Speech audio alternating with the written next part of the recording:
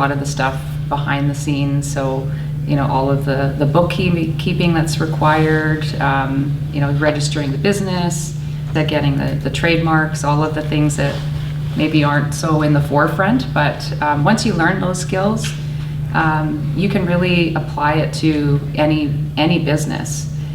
If you have a product or a brand and so Jason, with his experience, us coming together, myself with the business experience, and him having a lot of experience in the industry as partners, it works really well. And that's one thing for Indigenous entrepreneurs. And in Canada, you know, if you register a business, if it's 51% Indigenous-owned, it's considered an Indigenous business. And often in procurement opportunities or grant opportunities, they'll look for that type of ownership, and it's a way for Indigenous entrepreneurs to build capacity and be able to enter into a sector without having a lot of experience in that sector. So that's how the partnership works for us.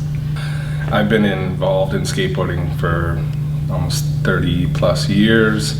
Have helped a lot of brands, build a lot of brands, and just never had the opportunity or the wherewithal to start a business. Or, you know, I'm very creative and personable, and I'm the kind of marketing mascot. But as far as like behind the scenes and what it takes, you know, truly takes to operate and run a business, you know, I wouldn't have been able to do it without Brenda's, you know, experience and wherewithal to do it all. You know, like, just there's so much. Just, you know, it's one thing to have an idea, but to get to that process, to trademarks, to you know, the amount of work that goes behind the scenes that you don't see.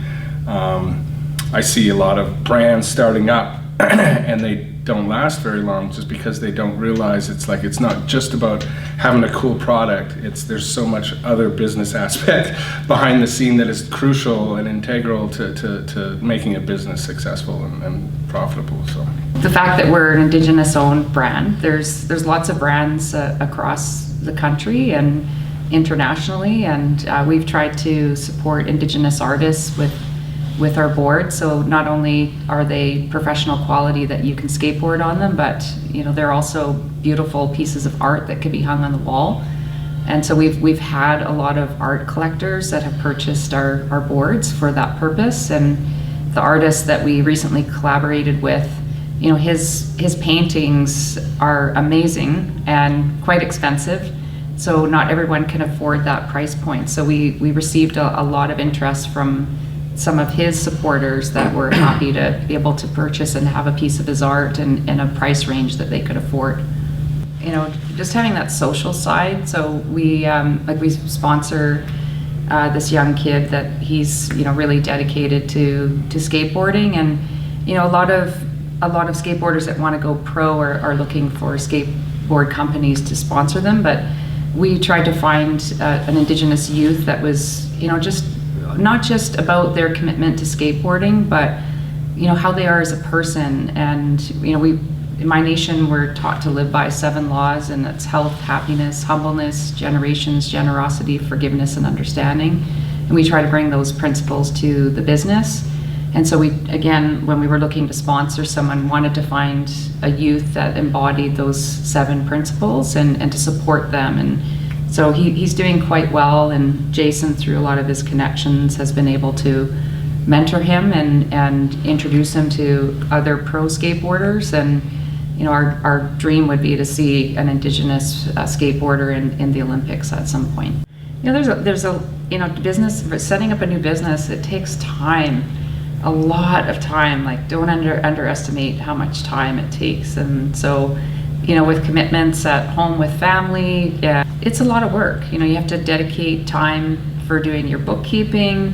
You know, like trademarks take time, so you have to stay on top of that. Sometimes legal is calling you. You've got people phoning you, orders to fulfill. You know, global pandemic and shipping lines. That was and interesting. All that. We actually started Bentwood Skateboards during the pandemic. But actually, the reason why we started is because we, you know, use your connections. Like, Jason's has a connection to the largest distributor of skateboards in Canada, And so during COVID, there was a global shortage of boards. So why not during that time, if you can access boards, what a great time to launch. So it seems like maybe not, for a lot of businesses, not a good time, but with supply and demand, if you can get access to product when other people can't. And we were able to do that through our relationships. And we also, Jason's friend, Kevin, well, my friend too, Kevin Harris, who helped us. He's the one with the distribution company.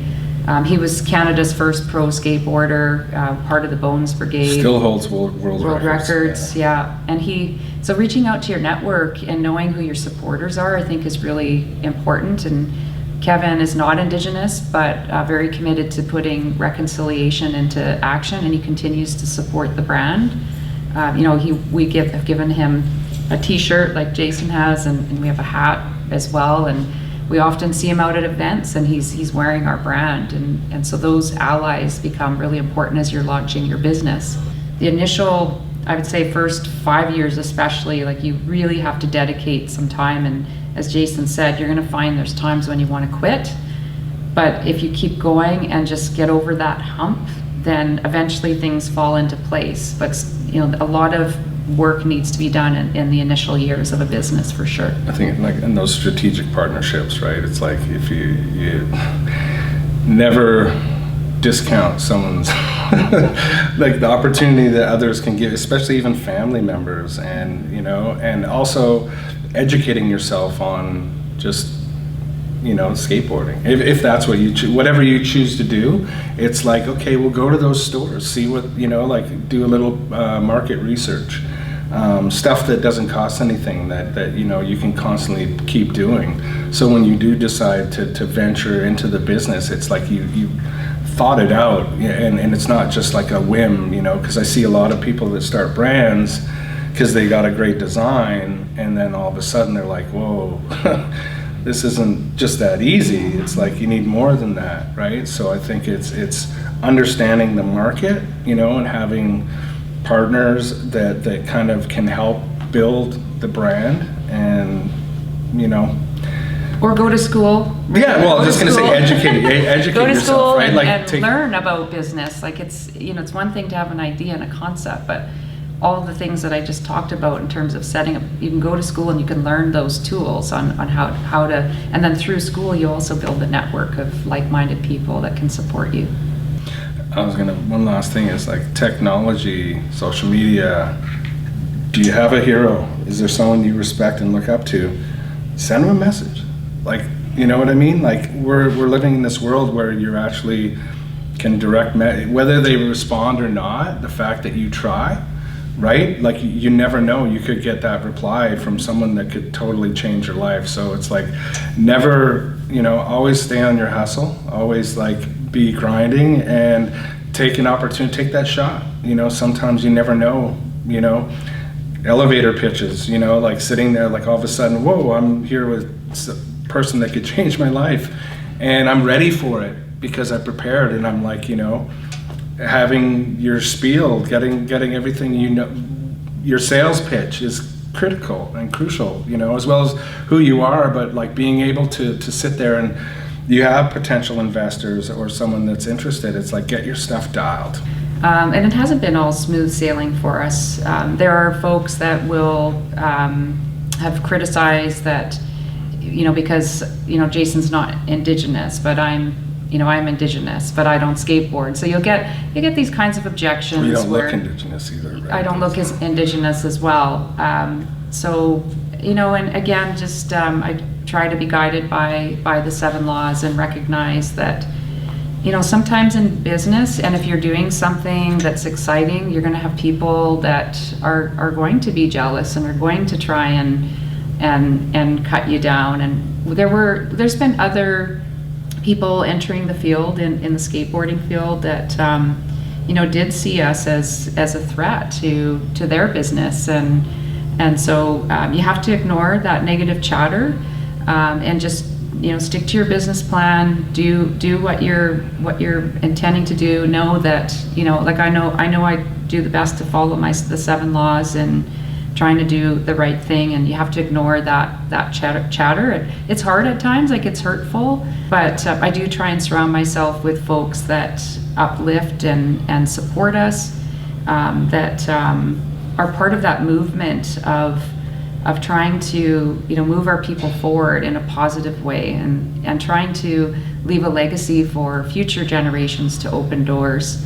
If I didn't skateboard, I wouldn't have started a skateboard brand, right? So if you're not, I think it's key to be a part of whatever you're gonna do, like whether it's, if you're doing a tech company, it's like, well, if you're not into tech, like, are you doing it, you're not doing it you're doing it for money then, right? You're not doing it for passion. And I think that when you do it for passion, profits come because you're doing it for the right reasons. And I think that's one of the hardest parts, is everyone wants that fast cash and that quick turnaround. But it's like, you know, 30 years in my field to get to, you know, to finally start a business of my own, right? And it's like I've helped others throughout my career, and then it's like, you know, again, without Brenda, I probably wouldn't have done it, but it's like that passion to be involved with something and to stick with it and to love it and to do it for no other reason than that love, you know, like skateboarding. Sure, it took me around the world, you know, but that was me on the mic. It wasn't me riding the skateboard, but that skateboarding has been with me my whole life and has created friendships, and, you know, I've been intertwined in it, so that now when I, you know, doing Bentwood, it's like, well, yeah, that's who I am. That's my DNA is skateboarding. And, you know, the thing I'll just add to that is make sure your passion is your own passion, and that, because you'll have close friends and family sometimes that are going to, you know, try and direct you in a way that they think is best for you, but, you know, only you can live your own authentic life. And so I agree with that. I guess the other piece of advice I'll just leave with, you know, I do get a lot of youth that ask me, you know, how to get started, and there are a lot of supports out there right now for Indigenous entrepreneurs, for BIPOC, for women. Just use Google, start reaching out, attend conferences. There's the Canadian Council for Aboriginal Business. You know, if you're Indigenous, become a member. Once you're a member, you get onto their mail list and you get access to grants that come up. And more, there's corporations that are going through organizations like the CCAB and providing grants. There's local Community Futures that offers, you know, quick courses on business planning. They have grants and loans available. And then once you start connecting out to these organizations, you'll start to build your network. Even going into your local bank and talking to your banker, they're an amazing resource. Once you write a business plan, get them to review it. Ask them what they think. The Business Development Bank of Canada is another fantastic resource, and they'll often help entrepreneurs that normally wouldn't qualify for loans at a traditional bank. And so access to capital is a question I get asked a lot. There is money out there, there's grants available. You can even do a GoFundMe page, you know, put it out there that you want to start a business, or I think there's another website if you have a product, you know, sell it in advance, and your friends and family will support you to get started. But you've got to have a business plan ready if you're going to go out and ask for money. And so make sure you have that ready, and I'm sure you'll learn about that at school, and that's going to be a tool that you'll need. Understanding your projections of sales. When you go to the bank, they're going to want to see that if you're asking for a loan, that you can pay back that loan. And be realistic, be conservative. Don't overinflate your numbers. The bank's going to see through that. It's better to under promise and over deliver for your own sanity as well. You don't want to be under that stress that you can't pay that loan back.